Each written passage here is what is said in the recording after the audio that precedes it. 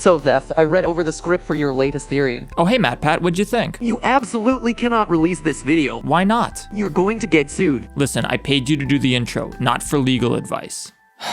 Hello internet! Welcome to the FNAF channel with the white dog thing. The Purple Guy, William Afton, Springtrap, Glitchtrap, Burntrap, countless innocent lives lost to this monster, the man behind the slaughter. However, at this moment, he was just a father who was about to receive the worst news of his life. He held the telephone tightly to his ear. His eldest son Michael's voice was barely recognizable between the sobs and wails as he delivered the awful truth. His younger son, the light of his life, had been critically injured in a tragic accident. William tried to comprehend the news he had just received, his mind overwhelmed with guilt. How could he have let this happen? As a father, it was his responsibility to protect his children, yet now his youngest was on life support as a direct result of one of his creations. Actually, technically, it was the result of two of his creations because William Afton created Michael in a sense, because he's his father. With all this anger, guilt, and sadness coming to haunt him forever, Afton began to lose his mind. He couldn't bear the thought of living a life without his beloved child, and he began to obsess over finding a way to bring him back, to put him back together. Afton has always been depicted as the villain of the Five Nights at Freddy's series. Upon brutally murdering 5 innocent people and stuffing their bodies into the establishment's mascots, William was shocked and fascinated to discover that his victims' spirits had returned to life, trapped within the nightmarish confines of the animatronic suits, a fate worse than death. Was it revenge he was seeking, or perhaps there was something more to it? What if Afton wasn't really to blame? What if he was just a pawn in a larger game controlled by someone else pulling the strings at Fazbear Entertainment? Today, I'm here to tell you that the true villain of Five Nights at Freddy's is a character that not a single theorist has considered. There have been a lot of timeline videos lately, but none have even mentioned this character's existence. No wonder none of the other theorists could figure it out. They've been ignoring critical evidence. I didn't forget though. Here on the Theft King channel, we're thorough. In the wake of his son's tragic injury, Afton was desperate and turned to the one thing he knew best, building robots. Intrigued by the possibilities surrounding Remnant and the human soul, he began experimenting in a desperate effort to bring his son back to life. Using the bodies of murdered pizzeria patrons, Afton began to create animatronics that he believed held the key to his son's resurrection. A rather noble pursuit. Unfortunately, one fateful night, the spirits of his victims emerged from their animatronic prisons, chasing our purple protagonist into the pizzeria's back room. In a desperate attempt to protect himself, Afton puts on a spring-lock suit, which keeps the ghosts at bay. However, moisture loosens the suit's safety mechanism and causes the endoskeleton to collapse in on Afton's body, crushing him and ending his life rather quickly, or so it seems. Despite his supposed death, Afton managed to survive. Like his victims before him, Afton's soul took possession of the very Spring Bonnie suit that killed him. Trapped in agony for years, the suit would eventually be discovered and moved to Fazbear Frights, a horror attraction based on the disturbing history of the pizzeria chain. Reborn as the animatronic known as Springtrap, Afton became obsessed with achieving an immortal body at any cost. Caring little for the suffering he left in his wake, countless victims would fall to the nightmarish monster's grisly experiments with the human soul. Surely he's just an evil man, no? Surely he's the one to blame for all of this, right? The truth is, there was another person behind the scenes at Fazbear Entertainment who was truly responsible for all of the suffering that took place throughout the games, the books, everything. It's been well established by theorists much smarter than I that someone else needs to be involved in the events surrounding Security Breach. We know that Vanny and Afton are involved, but at this point it's commonly accepted that someone else related to Fazbear Entertainment is either pulling the strings or coordinating with Vanny behind the scenes. There are several suspects. FNAF recently suggested that it may be evil robot Charlie Baby from the books, whilst others believe that it's a yet-to-be-revealed character. Furthermore, most agree that whoever this mysterious character is, they're likely also Patient 46, and thus responsible for the murder of the therapists in Security Breach's hidden retro CDs. I agree that there is a nefarious being involved with Fazbear Entertainment, and I agree that they are likely Patient 46, but it's not evil robot Charlie Baby. It's not some yet-to-be-revealed character. It's a character that any FNAF fan should know very, very well. Let's think about everything we know about this person. We know that they're affiliated with Fazbear Entertainment. In all likelihood, they either work for them or maybe the game developer that's ultimately just a front for Fazbear Entertainment, so regardless, there's someone involved with the company. Next, we learn in Security Breach's retro CDs that they don't come across as a troublemaker, but rather have a rebellious side, as well as possessing some computer skills. Overall, you don't come across as a troublemaker, but if you read between the lines, it's clear that you have a little rebellious side.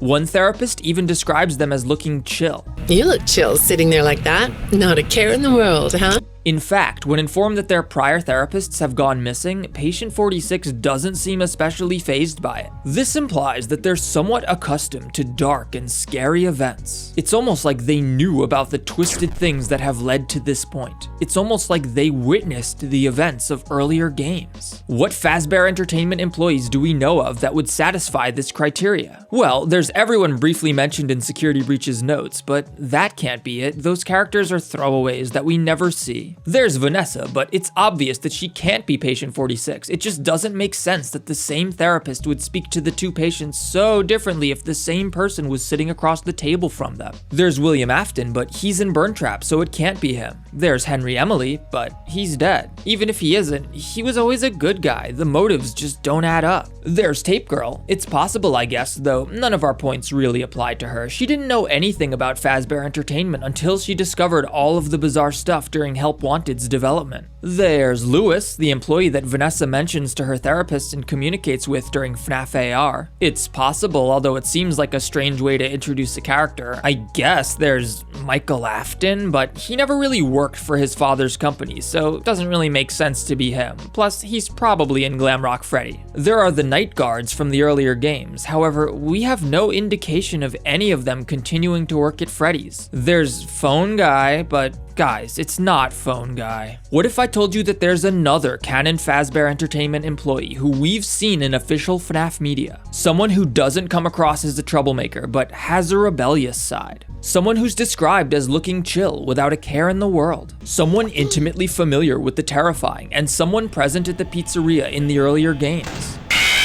The true culprit of Five Nights at Freddy's, who has been manipulating everything since the very beginning, is Markiplier. Think about it, he's the only representative of Fazbear Entertainment that we've ever seen. When the events of FNAF AR first took place, who pitched the Fazbear Funtime service to us? Markiplier. Most people would be horrified to learn that their prior therapists had gone missing and that they had turned up dead, but not Markiplier. He's played so many scary games, he's used to this stuff. In fact, the therapist describes him as looking chill, and I mean, look at him, it's Markiplier, he's like the chillest dude. Most people wouldn't be able to just calmly sit there knowing that they were the ones responsible for these murders, but Markiplier has acting experience and it would be no problem for him. Plus, I mean, it's Markiplier. He kills people and stuffs their bodies into animatronics all the time. Finally, who was there during all of the early FNAF games? Who was it closing those doors, checking those cameras? Who is it that called themselves the King of Five Nights at Freddy's? I am the King of Five Nights at Freddy's! It was Markiplier. It was Markiplier the entire time. Is it any surprise that the only human representative of Fazbear Entertainment that we've ever seen was none other than Markiplier himself? When the Bite of 83 happened, did Markiplier say, was that the Bite of 83? No, he said, Was that the Bite of 87? Because he was trying to throw us off. I know that this is a shocking theory, but when you consider all the evidence, it becomes clear that it's not as far-fetched as it might initially seem. After all, Markiplier is a man of almost limitless power and influence, a man who has the ability to shape public opinion and control the actions of others. Could it be that Markiplier used his power to manipulate Afton, pushing him down a path of darkness and desperation? It's certainly possible. With his charisma and charm, Markiplier easily could have convinced Afton that he was doing the right thing, that he was both saving his son and helping others in the process. And what about the animatronics themselves? Could they be part of Markiplier's plan? Could they be more than just simple robots, but rather vessels for his own twisted desires? It's certainly a disturbing thought, but it's not one that can be dismissed outright. So what was Markiplier's end goal? Why did he have such a vested interest in manipulating the events of the Five Nights at Freddy's series? With millions of dollars on the line, Markiplier manipulated Afton so that he could create compelling content and further his own financial success. bunny bastard bitch balls. We know that Markiplier will stop at nothing to achieve his own twisted goals, and it's clear that he has the power and influence to make his dark desires a reality. Whether it's manipulating Afton, the animatronics, or anyone else, it's clear that Markiplier will do whatever it takes to achieve his sinister ends. The truth is that William Afton knew of Markiplier's devious plot, but he knew that he just wasn't powerful enough to stop him. That he'd never be powerful enough to stop him. However, his child just might. Afton played along with Markiplier's schemes, allowing Michael to inadvertently stick his younger brother's head into Fredbear's mouth, injuring him. This gave Afton the cover he needed to rebuild his son into a stronger, faster, more perfect form, one that could go toe-to-toe with Markiplier. Horrible sacrifices were necessary. Afton needed to perfect the science of Remnant before he attempted to bring his son back, and thus he kidnapped and murdered a bunch of children in an effort to learn the best technique. This was tragic but necessary, for unlike those cheap, disposable, easily replaced children, Afton's son was the chosen one, the one destined to destroy Markiplier and bring peace to the world. Tragically, before he could bring his son back, Markiplier unleashed the spirits of his victims. Realizing that his time had run out, Afton deliberately triggered the spring lock failure, knowing that it would enable him to resurrect within the suit and continue his work opposing Markiplier. From that moment on, everything Afton did was leading up to the events of Security Breach. Having finally rebuilt his son in the form of Gregory, Afton is finally able to see his precious child one last time. Using what little energy he had remaining, Burntrap began to digitally transfer his entire plan into Glamrock Freddy's brain. All of the tragedy he had endured at Markiplier's hands, all of the suffering he had caused in the name of protecting humanity, it was all finally about to bear fruit. His sons would finally learn of their true purpose, and they would finally learn that their father had done it all for them. That he wasn't the monster that he'd been made out to be, but rather a victim of circumstance trying to defend the world from Markiplier. However, his sons misinterpreted his efforts to help as an attack, and then they set him on fire a bunch of times. Tragically, he's whisked away by the blob, his children never to know the hero that their father truly was. Everything he sacrificed, his life, the lives of countless innocent children, and even the lives of his own, all of it was in an effort to stop Markiplier, but alas, it was all for naught.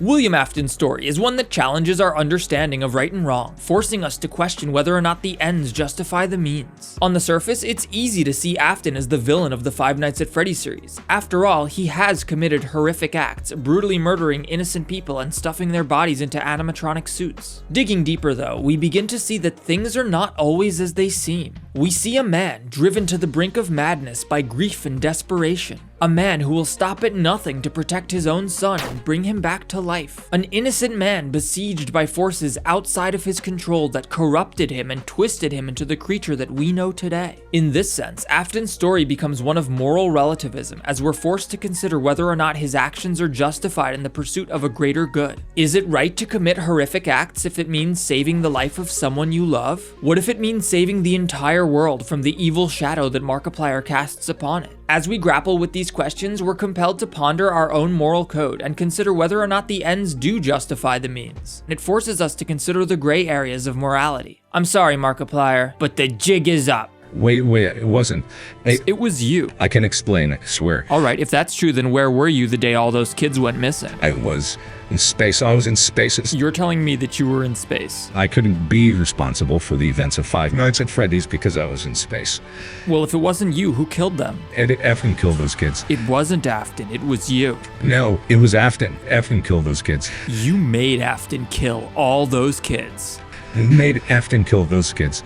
It was Afton.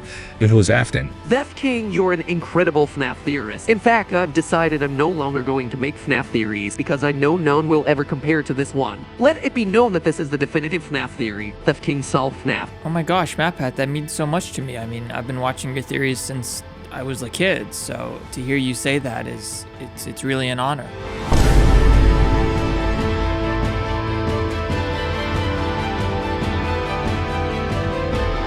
It was Afton. Afton killed those kids.